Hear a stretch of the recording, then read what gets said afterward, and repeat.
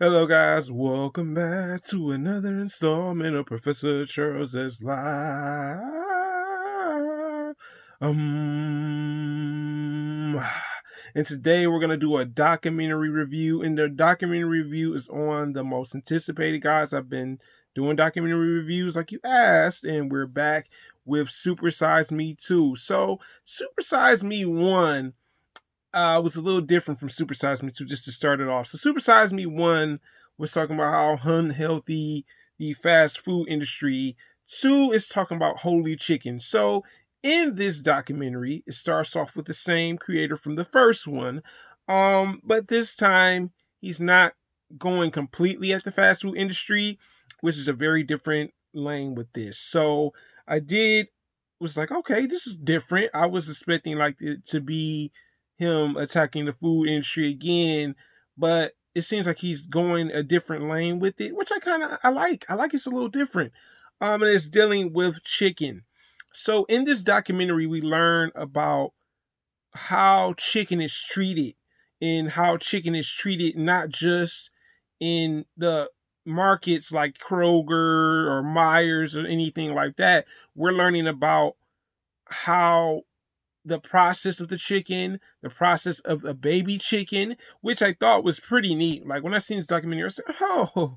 But on top of that, they talk about also the process of having a chicken farm and everything else. So let me just start this off. At the very beginning of the documentary, and let's talk about this.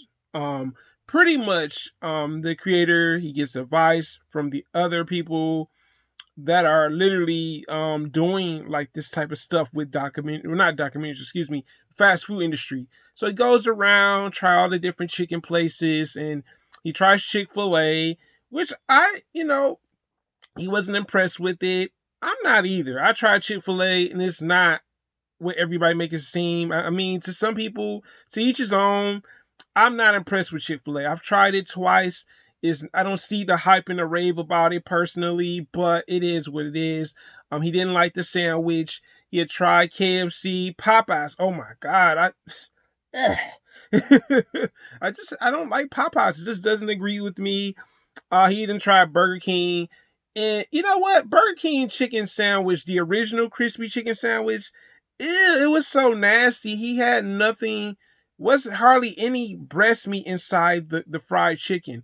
And what I loved about this is he asked people about what do they usually go. Do they go for grilled chicken or fried chicken? He then goes to Subway.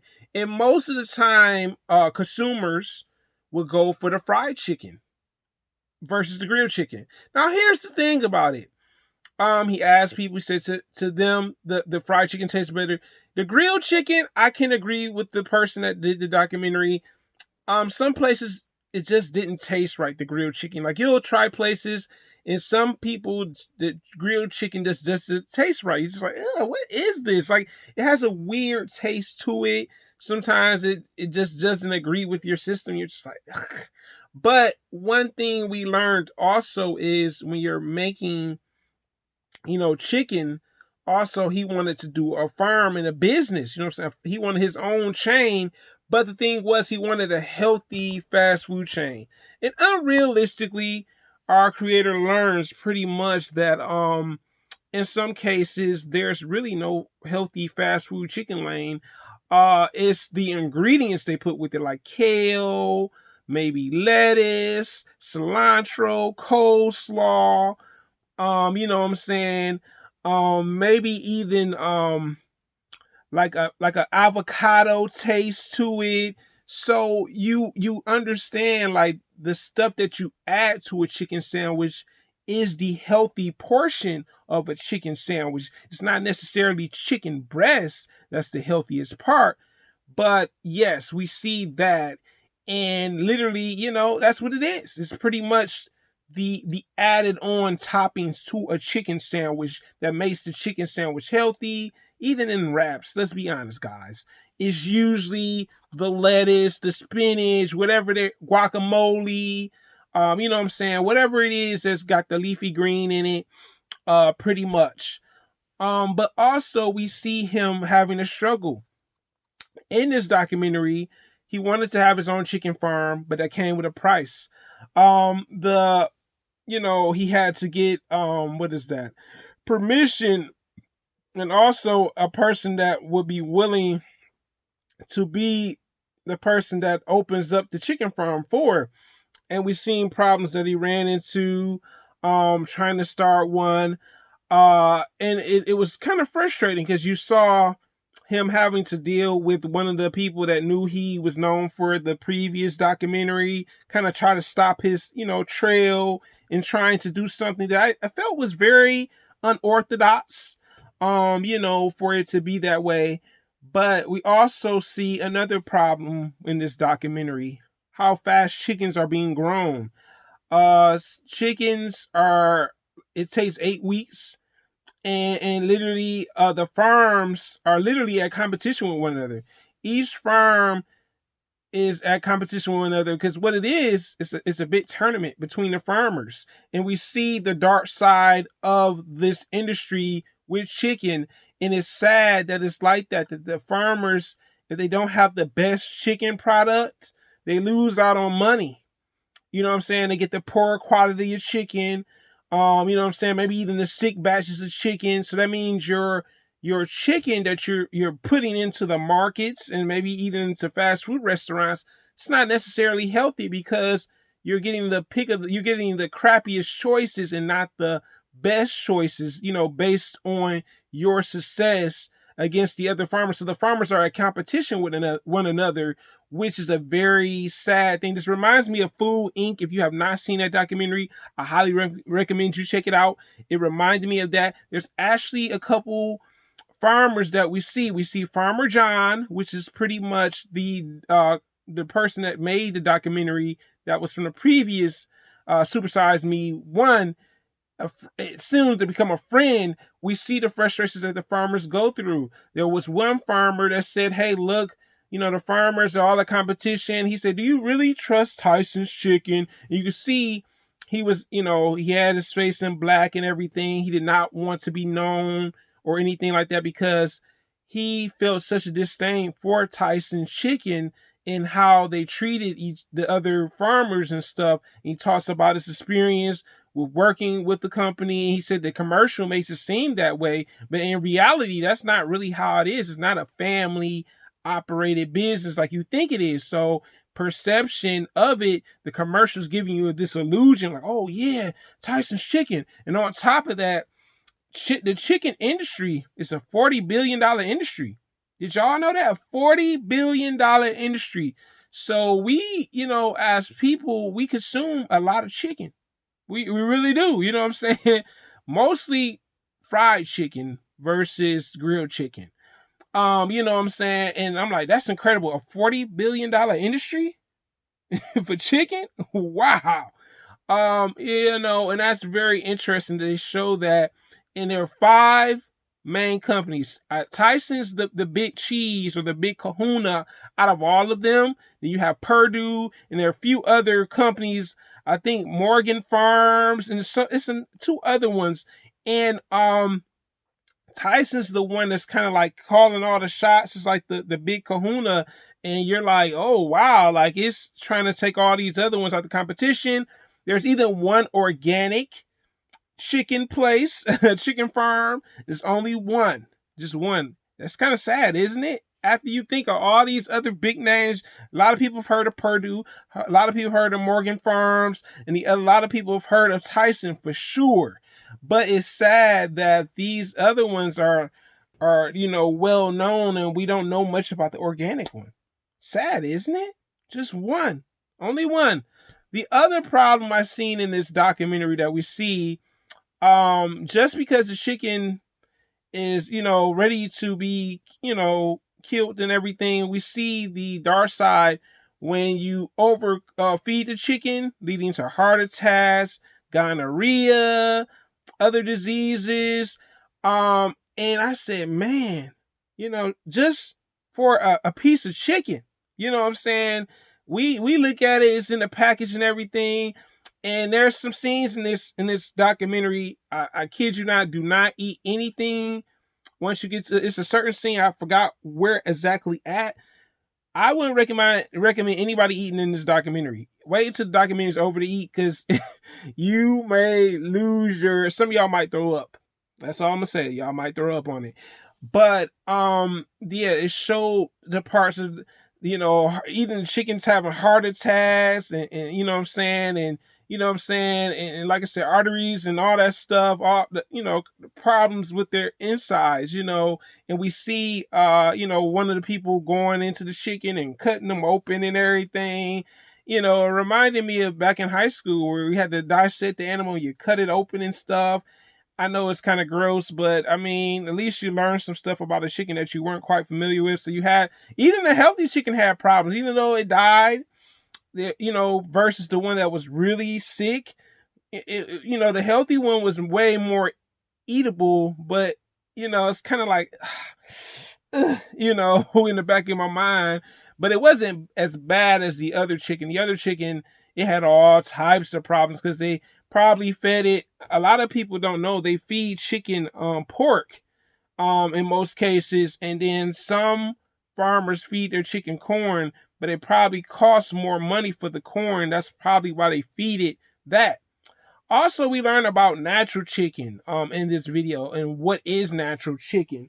And I might have to look at something right quick, guys, with this whole natural chicken. So natural chicken is pretty much no hormones. They're not putting any hormones into it. They're not injecting it or anything. Cage free. Now, cage free does not mean that they're cage free. Maybe they were treated, I guess I'm not gonna say right, but they lived in a stress-free environment, and free range either, but all natural usually costs more, of course, and organic. Those are probably the ones that cost the most. But yes, free range cage free does not mean that it wasn't harmed, because some of the people get paid more to mistreat the chicken that we tend to eat, you know what I'm saying, whether it be a sandwich or go to the store and pick it up, and stuff like that. But also in the documentary, we see how hard it is to get the chicken consul, because there's actually a chicken consul. I know it sounds crazy, right? Everything has a consul. The chicken consul. You're like, wait a minute here, there's even a chicken mafia, which I kind of talked about earlier a little bit, where the farmers are in competition with one another, but then you got to think about there's people that's trying to stop the healthier option for chicken. And what I love about this documentary is we learn there is a way to get healthier chicken. Now, let's talk about grilled chicken, and I want to talk about grilled chicken. Grilled chicken is not grilled chicken. Oh my God, did I say that? I'm sorry, guys. They use this charcoal that they paint on the grilled chicken. I'm sorry if I spoiled this for y'all. Y'all never gonna forgive me, but I gotta be honest. And I'm just like, and you're thinking like it's grilled chicken. No, Subway. There are a couple fast food places that they have this at, and you're just like, what the deuces? Like, we've been tricked all this time thinking we've been eating grilled chicken, right? Yeah, we all been tricked. But the grilled chicken option, very interesting. And the same thing with the grilled and crispy chicken. They put charcoal marks on that too. You know what I'm saying? They showed that in the documentary where they paint them, excuse me, guys. And I was just like, wow. So we've been tricked for how long, really? And I love that they go to McDonald's. You know what I'm saying? He tried the chicken sandwich and said, it still tastes the same. And what we learned from that is you have to, in order to open a fast food restaurant, you have to tell a story. And see, the documentary guy didn't understand that at first. He's like, I just want to open up an all-natural chicken place. Great. Terrific idea. But you have to have a story. And I think, you know what I'm saying, once we hear a story about a product when it comes to food, and I noticed that that's how it is in America, you could come up with something and it has to have a story. And I think that's how they trick us as consumers. They're like, hey, look, we got a story to tell you. And farmer so-and-so and, or this person and stuff like that. Same thing with Subway. Subway had Jared, and they even mentioned Jared in the documentary. Um, and like I said, it's a story. Jared lost weight off a Subway. Unfortunately, he's not the Subway person anymore, but it tells a story. Same thing with Dave for Wendy's when he told a story. Same thing with Colonel Sanders for KFC. They all had a story, and with him having to learn how to make an all natural restaurant, and he had to sell a story. So his story was Farmer John, which becomes a friend of his in this documentary. And we see him and Farmer John being blackballed by the big chicken mafia. Every time he would get sick chickens. And it was sad, man, because this man, was a farmer. You know what I'm saying? I'm sure he has a family and everything. And I'm just like, that's awful, man. Like, you're in something and they just treat you like anything but being a farmer. You know what I'm saying? The farmers get, it's like a competition with the farmers. And that's what it is the lobbyists that make, that are a part of this chicken council and all this stuff. They know what's going on behind the scenes. But also we see in this documentary that you have to have a chicken farm, you have to have a certain certain laws and regulations and stuff. And why do you want to build one? Even a certain amount of them. We seen him go get his chickens and stuff and raise them. So we saw that process, which I thought was really neat with the documentary. You know what I'm saying? Also, we learned that chicken is not as expensive as beef. That's why chicken is probably the most popular thing at most fast food places and maybe even at the store. Whereas hamburger meat is probably a lot more. And I wish they would have kind of like talked a little bit more about why hamburger meat is not the big thing at the restaurants. But I think that was really neat. Also, I love at the end, we got sort of a resolution towards the end of the documentary. I was really happy to see that. We also see HolyChicken finally open up. That's the name of the documentary too. But HolyChicken, we see that open up. It used to be a Wendy's. It get cleaned up and everything. And then they had their grand opening, which I thought was really neat. And this is in Ohio, guys. And he went to Tennessee in this documentary too. I forgot to mention that. So there was a little traveling, certain places, and I thought that was interesting. He wanted to talk to the head of the chicken council, and he went to the place where he worked at, and there was no word from him. He told, I guess the lady might have been his secretary, told her like, hey, look, let them know that we came by. I would like him to come to my grand opening. Restaurants have grand openings just like regular stores have grand openings. And, HolyChicken did well. You know what I'm saying? It was honest with the customer. It was all natural. You know what I'm saying? It had a story because, like I said, most fast food places have a story of how they got into business, even Little Caesars. So a lot of these places, it tell you you have to tell the consumer what they're buying, because if you have to really be honest about this, consumers are not gonna look up a lot about what's going on with chicken. You know what I'm saying? And then, like, yeah, there was a guy that mentioned, he said, look, we live in the information age, but we're not looking up what's going on with the chicken.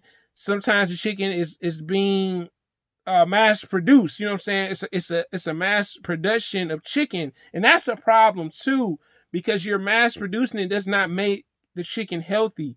Some cases it can be, some cases it cannot be, and that's not necessarily a good thing, because what you're eating, it may make you sick because you're eating that particular type of chicken that, hey, they just, it's on the market. It's pretty obese. You know what I'm saying? They show what a regular chicken look like at 8 weeks, and then they show what an obese would look when, like, he was like real big, and you just like, whoa, like it looked like it was swole, like it looked like it was like maybe could be like a 4 or 5 piece chicken breast and all in one.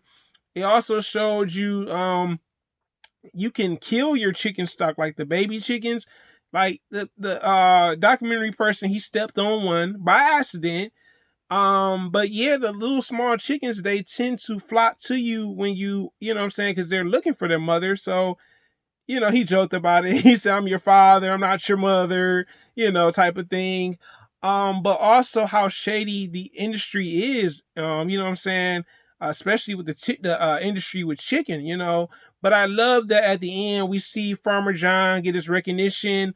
He ends up coming to Holy Chicken, and the documentary person, hey, look, man, we got your story up on the wall and stuff. And I love they had the chicken mascot because most restaurants have a mascot. Well, back in the day they did. I know Burger King did, McDonald's did. And we see the chicken going around outside the building, and also we see kids and parents coming to the chicken place and ordering chicken sandwiches and being reassured that they love the chicken sandwich.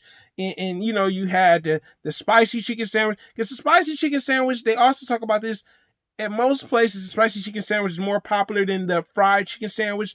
You know what I'm saying? But they didn't call it the fried chicken sandwich. They called it crispy to try to, word association, pretty much, like to make it seem like it was more healthier, like the crispy chicken sandwich. I never noticed that. You know what I'm saying?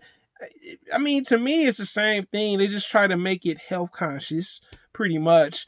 But also we see that his restaurant had chicken strips, chicken nuggets, and he seemed to be very honest with his customers. I did appreciate that aspect of it. Like, could you imagine if fast food restaurants were like that? But the fast food industry doesn't care about that. Let's be realistic about it. And there were other experts in this field where he was trying to get into, telling him, like, the fast food places don't care about that. All they want is a story. And, if you can sell a good story, then you'll come to their place to eat. And that's exactly what it is. You know what I'm saying? And like I said, it's sad that it's like that we're being tricked as the consumer, because that might not necessarily be the story. Like, even with KFC, I mean, I'm gonna be honest with you. We thinking that this Colonel Sanders recipe, that's somebody else's recipe. It wasn't even his recipe, to find out over the years. But it's like, a good story is what they need, you know what I'm saying, to get the customer to feel like it's real, you know what I'm saying? Even like with this all natural and all this stuff. But I felt like Holy Chicken did a great job. I like the turnout at the end. Let me talk about the end right now. So at the end, Tyson Chicken gets sued, and it's still an ongoing battle, unfortunately. Farmer John, I felt so bad for Farmer John, man. Farmer John it's sad that he's still getting blackballed. You know what I'm saying? Meaning that he's probably getting the sick flock of chickens, or chickens that pretty much are not really healthy at all. What's the name's restaurant, Holy Chicken, was a success. The chicken council leader never ever got back in contact with him, which is pretty darn sad if you ask me. Like, the man literally took his time out his day to go see you, to let you know that his grand opening for his all natural chicken thing was going on, and you just didn't take the time to respond or call back. You know what I'm saying? And I think the documentary creator was still under scrutiny due to USDA being involved and stuff, and they didn't really care either, guys. Let me be honest with you about it. They just they just approve anything with the meat and stuff. So what does that tell you about the food industry? It's sad. They're just like, all right, we're gonna just give y'all guys any type of meat, and that's gonna be it. But we also see that his restaurant being a success. We've seen the first couple days of it being open, and people really gravitating towards it, the food and everything. And I thought that was really neat that we saw the process of opening a restaurant. He had hired people that were managers, former employees of places and stuff like that. And they all got an opportunity to work at an all-natural chicken fast food place. I thought that was really neat. I like that we saw the consumers, how he interacted with the consumers and everything. And I think he'll be back. He actually mentioned that he would love to do other branches of that. And I was like, cool, but like I said, I think SuperSizedMe2, Holy Chicken was a great documentary. 5 out of 5. I think personally, there will be a third one because the way it ended.